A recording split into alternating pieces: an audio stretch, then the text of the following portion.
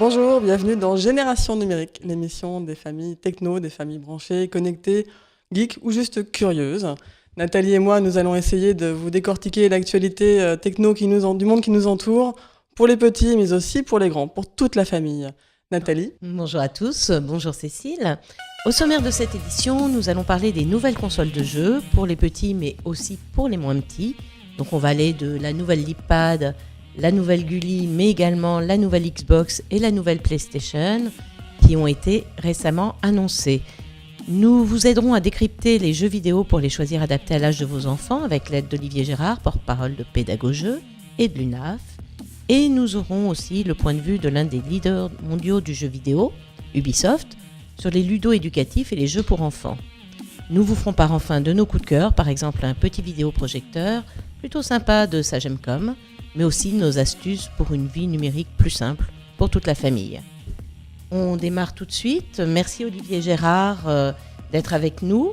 On va parler un peu plus de Pédagogeux et du PEGI dans quelques minutes, après avoir commencé à décrypter les nouveautés de ce mois-ci.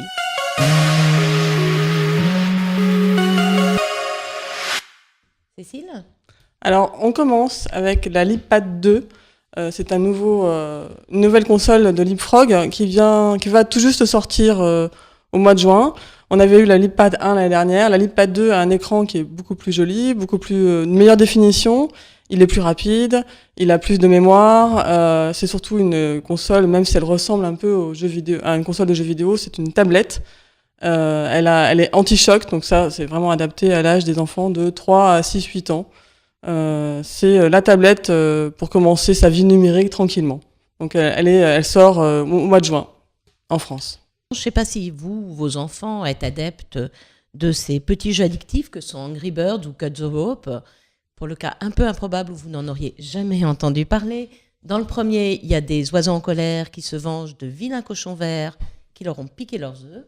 Dans le second, c'est un petit monstre fort sympa qui s'appelle Om-Nom et qui mange des bonbons. Leur notoriété est telle qu'ils envahissent les écrans bien au-delà des smartphones et des tablettes. Angry Birds, qui a été chargé à plus de 1,7 milliard dans le monde, passe déjà sur Gulli en série animée depuis le mois de mars. Quant à Cut the Rope, il a annoncé en juin, donc tout de suite, sur Gulli également, avec les aventures de Om-Nom déclinées en 52 épisodes. Mais ça va aller bien au-delà de tout ça, puisque Sony Pictures Entertainment a acquis les droits de distribution d'un long métrage 3D basé sur les personnages Angry Birds de Rovio. Donc il va falloir un petit peu de patience, puisqu'il ne sortira dans les cinémas qu'au 1er juillet 2016. Mais la production commence dès à présent, avec John Cohen aux commandes. C'est quand même le producteur de Moi moche et méchant. Et également, producteur exécutif, c'est l'ancien président de Marvel Studios. Donc, on a quand même des grosses pointures. On devrait avoir un beau résultat. Côté produit, je crois que tu as une autre actualité qui est bien sympa. Tout à fait. Alors, c'est un petit appareil qui me tient. Je vais te le piquer. Non, tu ne me le piques pas d'abord. C'est le mien. Un petit appareil qui me tient beaucoup à cœur parce que c'est le Nikon Coolpix S31. Bon, c'est toujours des noms un peu barbares dans le monde des appareils photo, mais pourquoi il me tient à cœur ? Parce que c'est vraiment un appareil photo fait pour les enfants, mais qui marche pour les adultes. C'est-à-dire qu'on a des vraies caractéristiques techniques, on a 10 mégapixels, mais en revanche, tout a été pensé pour les enfants. Impossible de glisser ses doigts devant l'objectif, des boutons très simples sur les côtés, donc une ergonomie, une prise en main qui est vraiment faite pour les enfants. Et ça, avec un prix accessible, puisqu'il a moins de 100 €. Et petite cerise sur le gâteau, on peut le plonger dans l'eau sans problème, on peut le laisser tomber, anti-choc, étanche, selon quoi on peut quand même faire des choses pour les enfants, mais qui soient de vraiment bonne qualité, sans effet déceptif. Il était temps. Oui. Parfait. Et côté buzz, en ce moment, on entend beaucoup parler des Skylanders depuis longtemps. Et maintenant, on entend en ce moment parler des Skylanders Swap Force, Ils sont annoncés pour la fin de l'année par Activision. Ce sont des Skylanders, vous les connaissez déjà sûrement, en tout cas vos enfants les connaissent. Ce sont des Skylanders, des petits jouets qu'on met sur une arène devant la console et on met une figurine dessus, ça déclenche une action à l'écran. Une fois qu'elle est déclenchée, on peut jouer avec, on peut enlever les personnages, changer de figurine comme on veut. On en a vu plein depuis pas mal de temps. Et avant la fin de l'année, on aura une nouvelle génération de Skylanders qui s'appelleront les Skylanders Swap Force. Ceux-là, on pourra les séparer en deux. C'est-à-dire qu'on aura le bas et le haut, on pourra interchanger les personnages. Les enfants pourront créer plein de figurines, leurs figurines avec leurs propres spécifications, se les échanger, s'amuser avec. Donc Activision va développer encore cette licence, cette marque très forte, mais ils ne sont pas les seuls, je crois, Nathalie. Ah non, l'activité va être carrément chargée. Bon, c'était normal, la concurrence allait arriver, hein, ça on le savait. Donc Activision sort sa nouveauté, mais il y a également Disney Universe, qui est le jeu Disney avec des personnages interactifs qu'on va pouvoir mettre sur le plateau également. C'est fixé a priori au mois d'août aux États-Unis, dans la foulée en France. Donc c'est eux qui vont commencer le bal. Ils vont pas être les seuls, puisque Pokémon, les fameux Pokémon, Nintendo a aussi annoncé des petits personnages qui vont arriver avec une interaction. Par contre, la directe, pas besoin d'un objet supplémentaire, d'un attribut pour faire fonctionner l'interactivité entre les figurines à collectionner et le jeu vidéo. Là, eux, ils sont sortis déjà au Japon. On n'a pas encore de date en Europe, et donc encore moins en France. Mais a priori, tout le monde sera là pour Noël, et c'est là que ça va se jouer. La guerre des figurines de jeux vidéo va commencer. Voilà, tout à fait. Parfait. On accueille Olivier Gérard, porte-parole de Pédagogie et de l'UNAF, qui va nous parler des jeux vidéo et de l'information autour du jeu vidéo. Donc pour rappel, le site Pédagogie, c'est un site d'information sur le jeu vidéo. Il a été créé il y a 5 ans déjà par un collectif qui regroupe du public et du privé. On a donc le ministère des PME et de l'innovation numérique. On a également Bayard, Microsoft, le CEL, Internet sans crainte, des associations, etc. Donc beaucoup de monde qui tente d'expliquer aux parents, de conseiller les parents autour du jeu vidéo. Olivier Gérard, bonjour. Bonjour. Donc, on voit des chiffres et des sigles aujourd'hui sur les boîtes de jeux vidéo, des petits carrés sur le côté ou à l'arrière des jeux. On va en montrer là maintenant. C'est les sigles qu'on voit, donc les petits sigles violence, drogue, sexe, etc. Ou des indications d'âge, 3, 7, 12, 16, 18 ans. Qu'est-ce que c'est exactement que ces sigles? Qu'est-ce que ça signifie quand on le voit sur une boîte de jeux vidéo? Alors, ces sigles et ces logos, ce sont une signalétique européenne qui porte sur l'ensemble des jeux vidéo de consoles vendus en France et en Europe. Et c'est une signalétique qui vise à informer en fait les parents sur deux choses. D'abord sur l'âge à partir duquel on peut jouer à tel ou tel jeu vidéo, et puis également des descripteurs, donc qui sont des petits sigles. Il y en a 8 sur la violence, la peur, le langage grossier, qui vont en fait préciser un certain nombre de contenus problématiques sur lesquels il faut évidemment être vigilant. Donc les deux fonctionnent ensemble, un âge conseillé et puis des descripteurs qui permettent de savoir quels sont les contenus problématiques de tel ou tel jeu. Mais ça a un rapport avec la jouabilité. Souvent les vendeurs disent « Ah bah ça, votre enfant ne saura pas y jouer avant tel âge », ou est-ce que ça prend en compte d'autres choses ?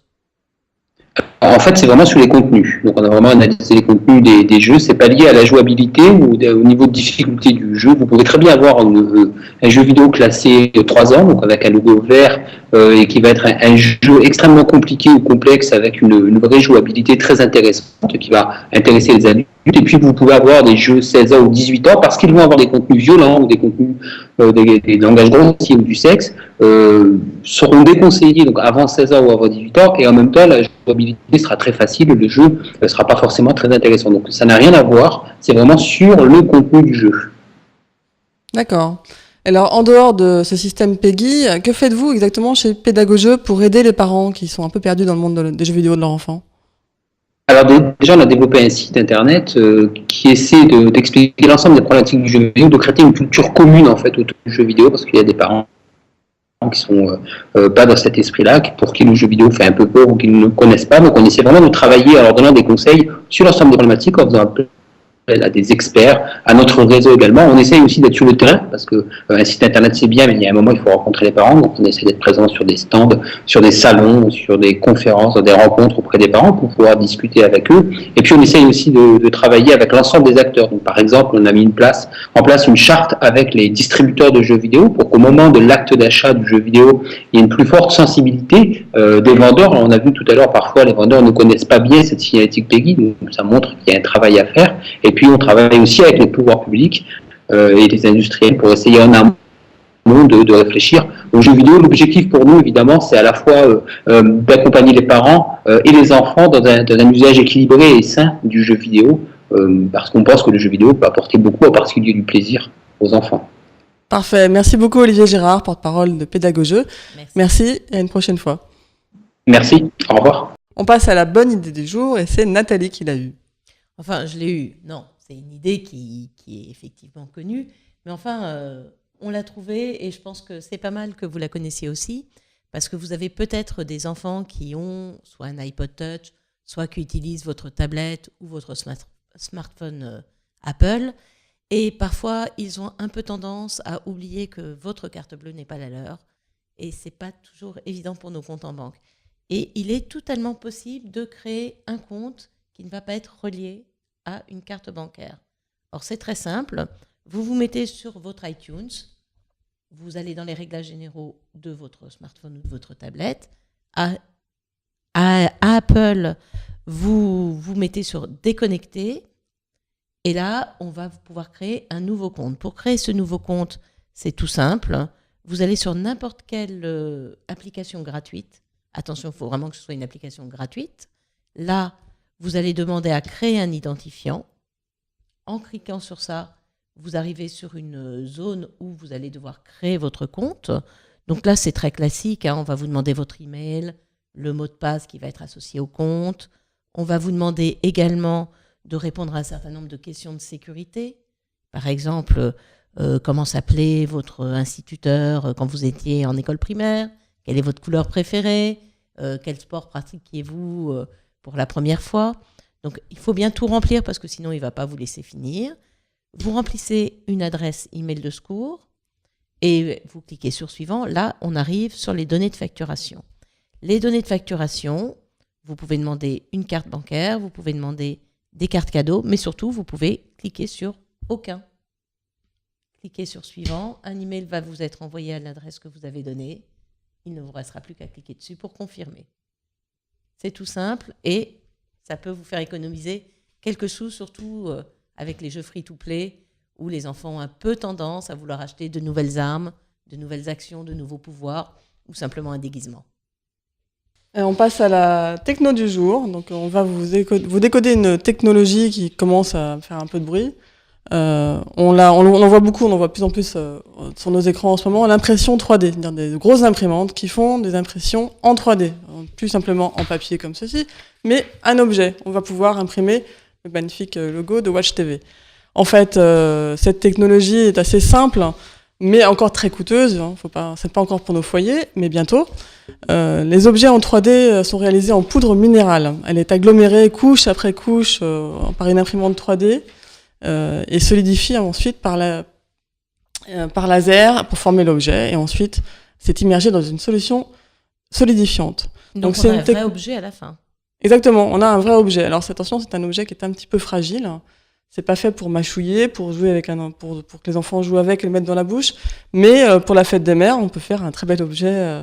C'est-à-dire que par exemple, si nos enfants font un dessin, on va pouvoir avoir la représentation 3D. Exactement. Le dessin en question. Exactement. Par contre, il faut prendre un dessin sans avoir de bras trop fins. Il faut prendre un dessin avec des contours épais pour que l'objet ne soit pas trop fin, trop léger, trop fragile. Donc, il faut mieux un bon gros dessin de Monsieur Patate plutôt que d'un petit oiseau aux pattes fines. Mais ça permet de faire des porte-clés, de faire des images, d'imprimer toutes sortes d'objets. Forcément, les prix sont encore un petit peu inaccessibles. On est encore sur une nouvelle techno. Donc, les prix... Ça commence à combien à peu près? On peut commencer à 30 €, on peut finir largement au-dessus de 200. Et pour l'instant, on est toujours sur des portails ou des sites internet, on n'en a pas encore pour la maison.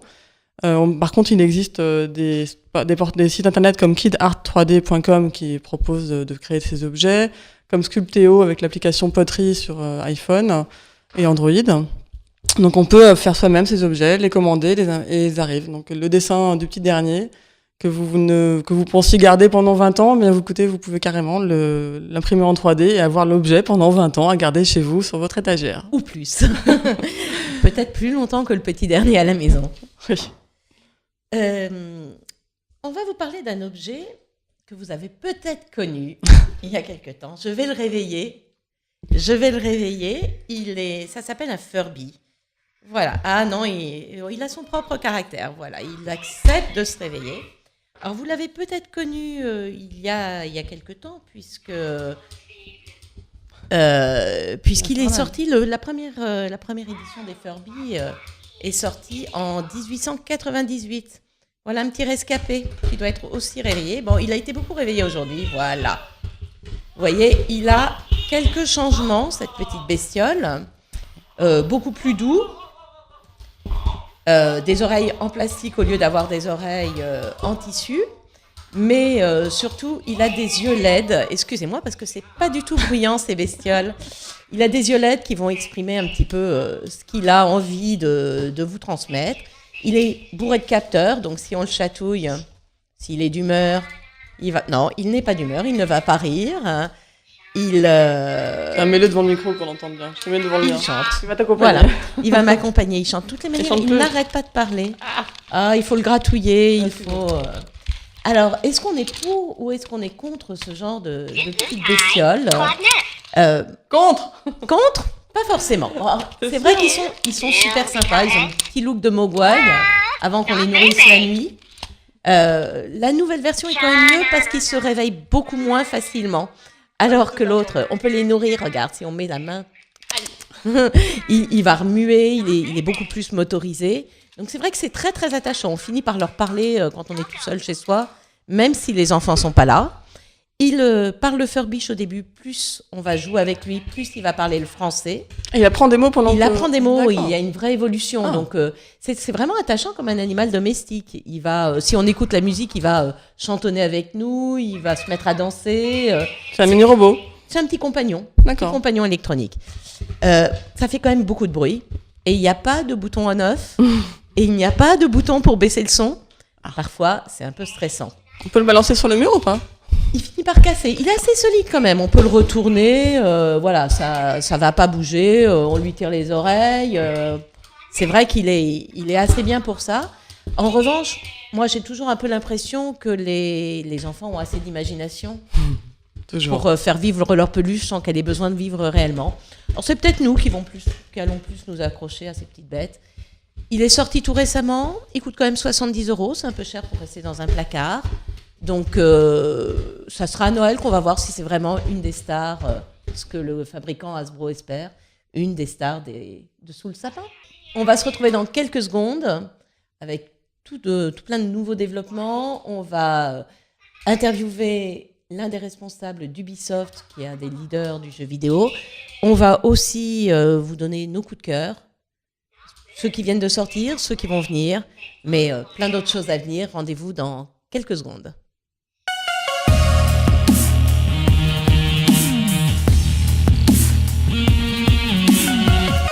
Bienvenue sur la deuxième partie de Génération Numérique, l'émission des familles qui aiment la techno. D'ailleurs, si vous le voulez, vous pouvez aussi nous contacter, nous envoyer vos petits mots sur le hashtag GenNem de l'émission.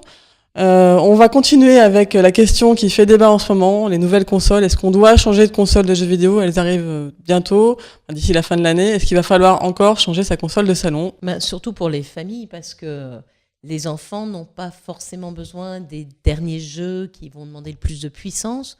On a quand même des consoles qui tiennent la route aujourd'hui, moi, je trouve. Oui, mais alors bon, celle qui arrive, franchement, la Xbox One qui vient d'être annoncée, elle a une nouvelle Kinect 2 qui a l'air tout simplement géniale. Après, elle en a l'air, on attend de la tester, mais elle sera plus puissante, c'est-à-dire que l'angle de vision sera plus large, donc il captera beaucoup mieux, donc même dans les petits salons. Elle le captera aussi mieux quand il y a de la pénombre. On a toujours un peu mal à éclairer un salon pour la Xbox. Elle sera aussi donc plus puissante. Elle pourra avoir le contrôle vocal, c'est-à-dire qu'on pourra rentrer chez soi et dire allume-moi la télévision, lance-moi telle chose. Normalement, c'est une console avec ce nouveau système qui doit faire un peu plus rentrer dans la console de jeu encore de nouvelle génération et être un peu plus amusante pour jouer avec cet appareil techno à la maison. C'est pour les gamers? Il faut vraiment être fan de jeux vidéo ou est-ce que ça peut être utile aussi pour des gens qui vont faire des jeux une fois de temps en temps C'est plus amusant, je pense, pour les gens qui ne sont pas des gamers. Les gamers, à mon avis, pour ça, c'est plus peut-être du gadget. Par contre, pour une famille, de pouvoir jouer avec sa console de jeux vidéo, de pouvoir lui parler, déclencher des choses en parlant. Déjà, moi, je l'ai vu sur des gens des quarantenaires qui jouent à l'Xbox, qui adorent faire des gestes au lieu d'avoir la télécommande, de chercher pour la millième fois les piles. C'est un contrôle de manette, sans manette, qui amuse beaucoup les grands et qui amuse beaucoup les petits aussi. Alors que les gamers, bon, ça va être utile, mais c'est peut-être pas ce qui est le plus utile pour jouer à Call of Duty. Après, dans cette nouvelle console Xbox One, il n'y aura pas que ça, on pourra aussi avoir Skype intégré dans la console, donc toujours plus communicante. On aura aussi un nouveau Xbox Live plus simple, et ça, tant mieux, parce que c'est pas ce qu'il y a de plus simple aujourd'hui. Je crois qu'il fallait avoir passé sa licence en informatique pour arriver à télécharger des jeux. C'est ça. On pourra aussi la piloter depuis son smartphone ou sa tablette. Bien vu, hein, les foyers sont super équipés maintenant. C'est vrai que c'est quand même pratique. Ça peut être vachement pratique parce qu'on l'a tout le temps sur soi, quoi. On peut dire que Microsoft essaye de faire une box vraiment complète, familiale. Peut-être un petit peu virer les box qui existent déjà et d'en faire une familiale, une tout en un, communicante, pratique, facile, amusante. On pourra quand même utiliser ces vieux jeux parce que souvent on en a déjà acheté. J'ai cru entendre que c'est peut-être la question qui fâche. Xbox, c'est peut-être la question qui fâche. Je vais pas y répondre tout de suite. On va attendre les prochaines annonces de Microsoft. Ouais. Mais effectivement, c'est un des points à surveiller, déjà critiqué. Donc on attend un petit peu les détails de Microsoft sur ces nouveaux specs et sur ce qu'elle pourra ou ne pourra pas faire. On a une idée du prix? Non, aussi il y a beaucoup de rumeurs, mais on n'a rien de précis. Donc tant que ce n'est pas précis, on vous le dira pas tout de suite. Mais on va attendre un petit peu. On en saura plus bientôt. Les nouvelles consoles nouvelle génération, il y a quoi? Il y a la Xbox, il y a aussi PlayStation. Alors voilà, il y a Sony évidemment qui a annoncé sa PS4 en février dernier.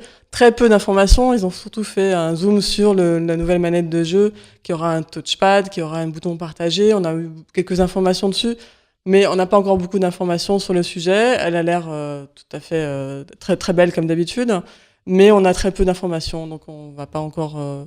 Donc, on a déjà une nouvelle console chez Nintendo qui existe. Voilà, c'est la Wii U. On a les deux autres géants qui arrivent avec des nouvelles. J'imagine que là, on va rien savoir de plus avant l'E3, le grand salon du jeu vidéo qui se tient à Los Angeles à partir du 11 juin. Là, je pense qu'effectivement, on va en savoir beaucoup plus et on va pouvoir faire nos choix pour savoir ce qu'on va encore mettre sous le sapin ou pas.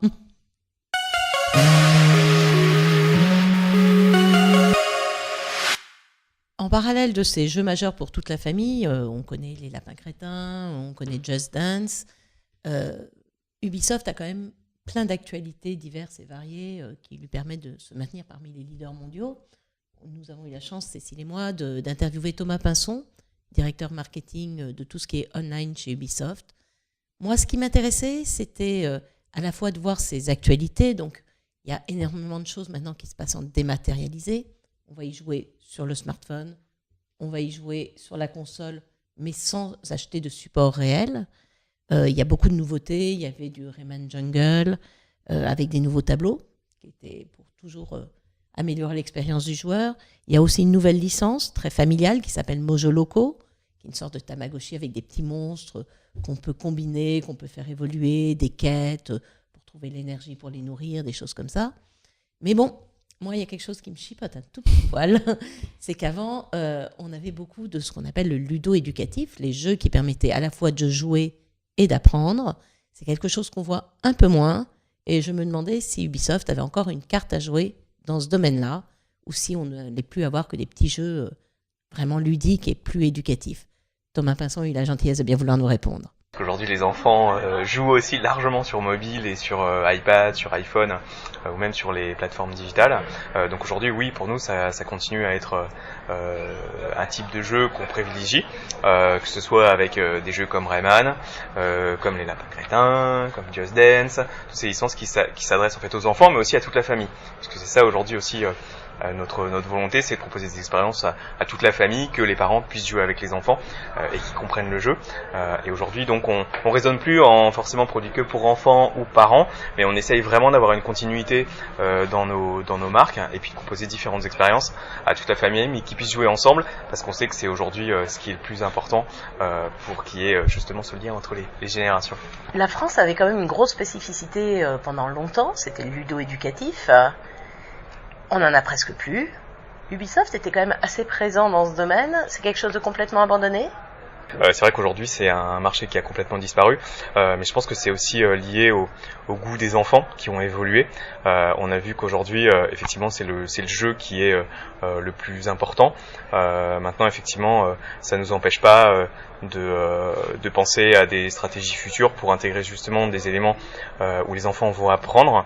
Maintenant c'est vrai que le ludo-éducatif pur, je pense qu'on était aussi à l'époque dans une vision de ce que le multimédia pouvait apporter en termes de culture en matière de mathématiques, de français, ce genre de choses, et qu'aujourd'hui même la vision des parents a changé, c'est-à-dire qu'aujourd'hui on voit plus forcément le multimédia comme une panacée entre guillemets pour remplacer la culture, mais on voit plus le multimédia pour amuser les enfants. Voilà. Et plus forcément pour leur apprendre quelque chose. C'est aussi quelque chose que aujourd'hui je pense que la conception des parents a aussi changé sur leur vision du multimédia. Et après des consoles, c'est des consoles de jeux.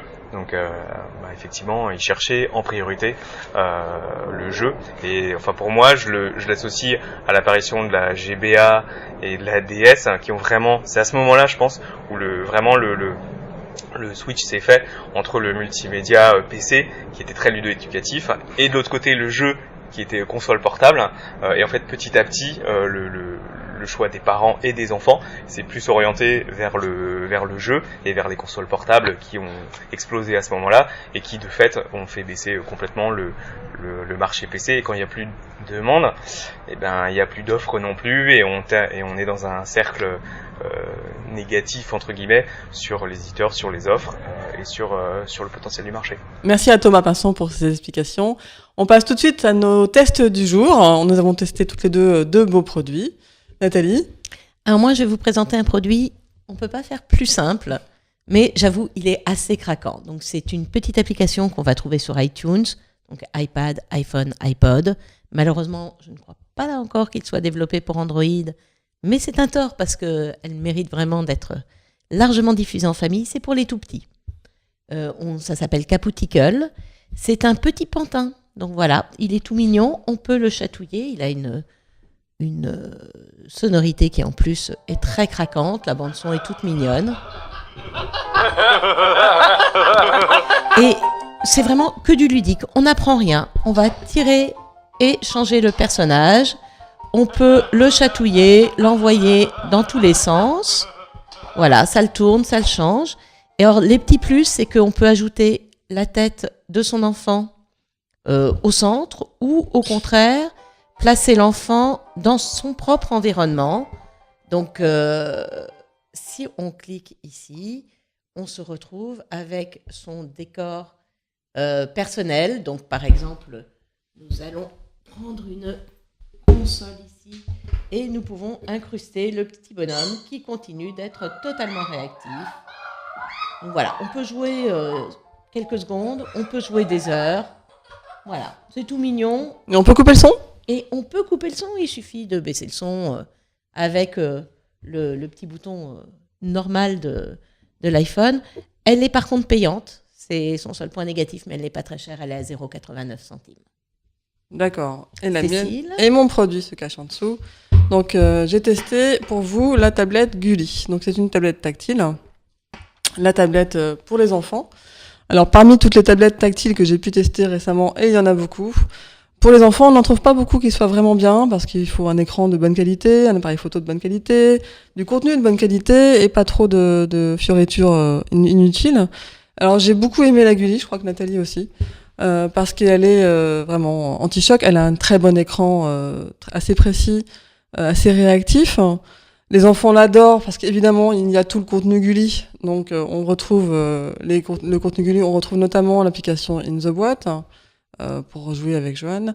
On retrouve plein d'applications, plein de vidéos de la chaîne. On a un accès direct au site internet ou à la chaîne Gulli. J'imagine qu'on retrouve tous les héros qu'ils ont l'habitude de voir à la télé, quoi. Exactement. Donc ça, déjà, c'est un énorme point fort. On retrouve Beyblade, par exemple. Donc les enfants aiment tout de suite. Il y a le contenu qu'ils aiment. Moi, ce que j'ai aimé, c'est l'appareil photo, qui est de bonne qualité. C'est vrai qu'ils sont très exigeants maintenant, les enfants, parce qu'ils ont l'habitude de voir les tablettes des adultes. Exactement. Donc c'est vrai que de leur proposer des simples jouets un peu factices, ça marche plus. Hein. Alors c'est plutôt pour les enfants de 4 à 10 ans. Ouais. Donc après 8-9 ans, on commence déjà à vouloir plutôt jouer avec l'iPad de ses parents, mais jusqu'à 8-9 ans, ça va très bien. Et surtout, elle a une fonction très intéressante, c'est plusieurs profils. On peut créer jusqu'à 8 profils différents. Et concrètement, ça veut dire qu'on peut avoir plusieurs enfants qui n'ont pas le même âge et à qui on ne va pas autoriser la même chose. Exactement. D'abord, chaque enfant a sa session et forcément, ils vont aimer, ça évitera un peu les disputes. Ça va garder en mémoire l'évolution de leur jeu, etc. Donc chaque enfant a son profil qu'il gère comme il veut. Les parents peuvent gérer les différents profils en fonction des différents âges de leurs parents. Et évidemment, c'est très utile parce que à 8 ans ou à 3 ans, on n'a pas accès aux mêmes choses. On peut décider du temps sur lequel on va les laisser sur la console ou Oui, on peut limiter le temps, on peut vraiment ajuster plein de paramètres qui sont personnalisés au goût et aux habitudes de la famille, de l'enfant. Donc ça, c'est vraiment très pratique. Ah oui, parce que ça, c'est vrai que d'avoir un enfant qu'on va laisser aller sur Internet et pas l'autre, dans les consoles qu'on voit habituellement, on n'a pas trop le choix. On met un contrôle parental pour tout le monde ou pour personne. Tout à fait. Là, effectivement, on est plus dans la nuance, quoi. En plus, elle a toute la connectique qu'il faut, HDMI, USB, etc. Donc, c'est une console vraiment très complète. On pourrait même l'utiliser, nous, quand on passe sous Android dessus. On peut donc aussi charger en tout cas une grande partie des applications dont on a l'habitude. Par exemple, on parlait Angry Birds et Cut the Rope en première partie de l'émission. C'est des choses qu'on va retrouver ? On peut les retrouver. Il y a une boutique Gulli, normalement, qui est très bien remplie des applications qui plaisent en ce moment, évidemment. Il y en a déjà beaucoup qui sont préinstallés, donc on a de quoi faire sans trop s'embêter pour l'instant. Elle a surtout 2 appareils photo qui sont inclus, un devant et un derrière. Donc comme avec les vraies tablettes et les vrais smartphones d'adultes. Exactement. Et la définition de l'appareil photo est de 2 millions de pixels. Donc elle coûte cher ? Voilà, c'est un peu le problème, c'est qu'effectivement, on est dans une époque où les tablettes baissent toujours leur prix. Celle-ci est à 200 €. Elle est quand même assez chère. Des tablettes Android. Mais elle vaut le coup. Des petites tablettes Android, on va dire. Elle vaut le coup. Si on veut avoir une tablette que pour les enfants, ça vaut le coup de prendre celle-ci parce qu'elle a toute une grande. Maintenant, si on n'a qu'une seule tablette à la maison, effectivement, il faudra peut-être plus prendre une tablette type Samsung ou iPad, si on veut qu'elle puisse être utilisée par toute la famille. Pour la version 2 de cette tablette arrivera avant la fin de l'année. Donc elle sera encore une fois sous nos sapins. Encore plus puissante, encore plus de mémoire, encore plus de contenu. Celle-ci du coup va peut-être baisser un petit peu en prix avant la fin de l'année. Et son contenu à la tablette Gulli, la première, sera enrichi au moment de la sortie de la deuxième. Donc ils n'oublient pas la première. Les premiers acheteurs ne seront pas oubliés. Ils auront aussi plus de contenu. Mettre à jour avec un contenu renouvelé. Exactement. Et ça, c'est plutôt pas mal. Voilà. Merci Cécile. Je crois que tu voulais nous parler de quelque chose qui est pas mal pour faire un peu de culture sans trop de fatigue. Exactement. On va vous parler des Google Doodle. Je ne sais pas si vous savez ce que c'est. Un doodle, est-ce que vous savez ce que c'est ? Moi, je ne savais pas vraiment, mais ça veut dire gribouillage en anglais.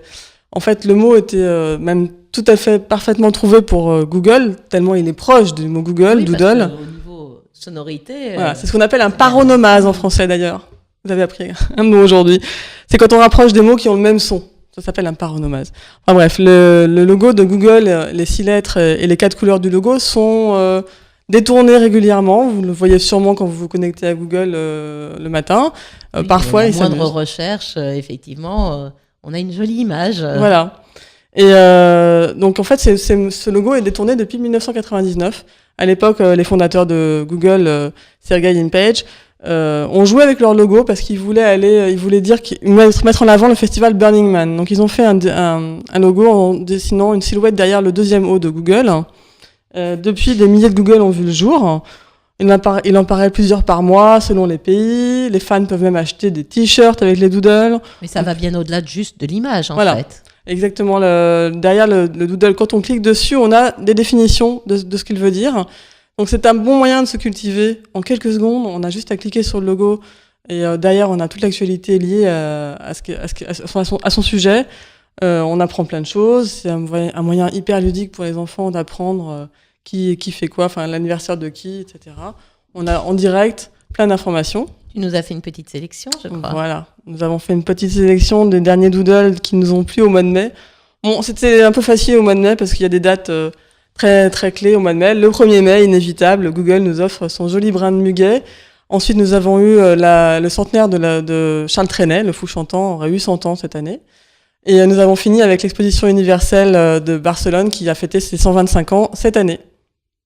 Deux jolis moments que Google peut nous rappeler de façon assez précise. Donc, effectivement, si derrière, on a un peu la curiosité de cliquer, ça permet d'apprendre quelque chose. Nous, exactement. Mais aussi de le transmettre. Nos coups de cœur de ce mois-ci, moi, c'est un petit objet, il suffisait d'y penser.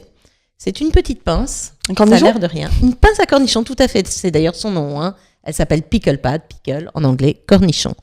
Donc c'est un objet tout simple que l'on peut poser où on veut et placer aussi bien un smartphone qu'une tablette dessus, quelle que soit la marque, quel que soit le modèle, ça tient. Ça va vous permettre de voir de façon agréable des photos, des vidéos, dans n'importe quel sens. Donc c'est vraiment un petit objet qu'on peut glisser dans le sac, ça prend pas de place et ça peut servir aussi bien à la maison qu'à l'extérieur. Le seul hic, c'est que je trouve ça un petit poil cher pour ce que c'est, parce qu'après tout, ce n'est qu'un petit bout de plastique. Donc on paye l'idée est effectivement très bonne. Donc en fonction de la couleur, 13 € pour le côté rose ou bleu que je trouve un peu layette, et un petit poil plus cher, 15 € pour avoir une version noire ou une version blanche. C'est chez Escapade et ça s'appelle Pickle Pad. Je te rassure, c'est beaucoup moins cher que mon coup de cœur à moi.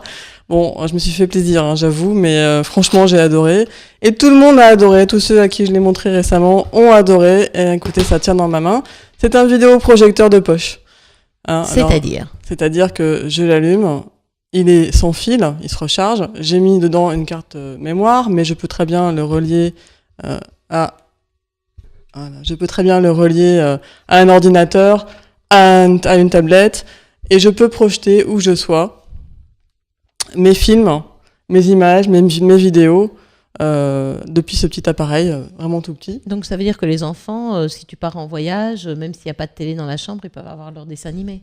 Exactement. Il suffit d'avoir un mur blanc. Alors on n'a pas toujours un mur blanc près de pendant les vacances.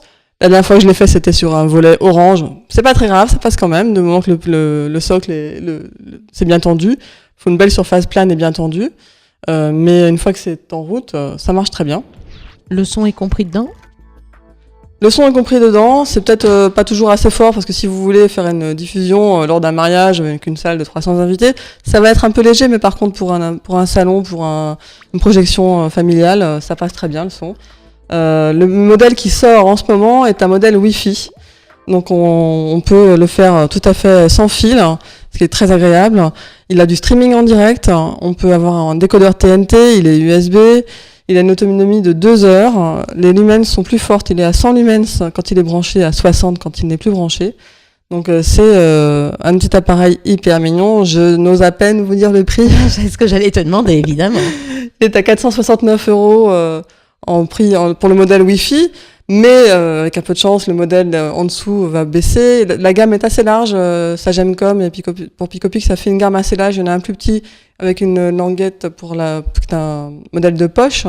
Il y en a un autre qui n'est pas Wi-Fi, etc. Donc on peut trouver quand même à des prix un peu plus abordables. Oui, parce que là, c'est un beau gadget. C'est un beau très joli gadget. Je disais, ça fait une moyenne avec ton Pickle Pad. Oui, voilà. Achetez-vous les deux et divisez par 2. On se retrouve avec nos petites idées qui ne sont pas forcément high-tech, parce qu'il n'y a pas que le high-tech dans la vie d'une famille. Il y a tout ce qui nous intéresse aussi en dehors de ça. Moi, j'ai eu la chance d'aller au Futuroscope. Le Futuroscope, c'est un parc d'attractions qui est autour de l'image. C'est à Poitiers, c'est pas très loin. Le TGV y va direct. Il y a une gare Futuroscope. Et ils ont lancé un tout nouveau spectacle de nuit qui est commenté par Nolwenn Leroy. Alors, on a l'impression que c'est juste joli, en fait, c'est juste technologique. C'est un spectacle pyrotechnique comme ils le font, c'est des murs d'eau, c'est des lasers, il y a 3 lasers polychromes, 450 effets pyrotechniques, des projecteurs numériques dédiés, des écrans d'eau, tout est contrôlé individuellement. Le spectacle se passe absolument partout, c'est très impressionnant. J'avoue que l'histoire est pas plus intéressante que ça, mais l'effet global, lumineux, de couleurs, c'est vraiment, on passe un très bon moment. Il y a au Futuroscope plein de choses à découvrir. Il y a une attraction pour danser avec les robots. Il y a des parcours où on ne voit rien. Donc, tout passe par les différents sens auxquels on ne prête pas attention d'habitude. Donc, il y a vraiment beaucoup de choses à faire dedans, dehors et surtout loin des écrans ou devant des écrans qui vont vraiment changer de d'habitude. Des immenses écrans 3D, des écrans qui passent sous les jambes ou au-dessus de la tête. C'est une belle expérience. Mon coup de cœur à moi, c'est les Lego. Ah, mais ça, c'est super, les Je Lego. suis une fan de Lego. Évidemment, même si c'est encore un peu cher, toujours les Lego, moi, je pense quand même que c'est le meilleur jouet du monde. On peut vraiment faire ce qu'on veut. Là, vous avez une jolie petite boutique Lego que j'ai récemment construite, que je n'ai pas laissée à mes enfants. Et grâce à toi, Nathalie, j'ai découvert les ateliers Playwell.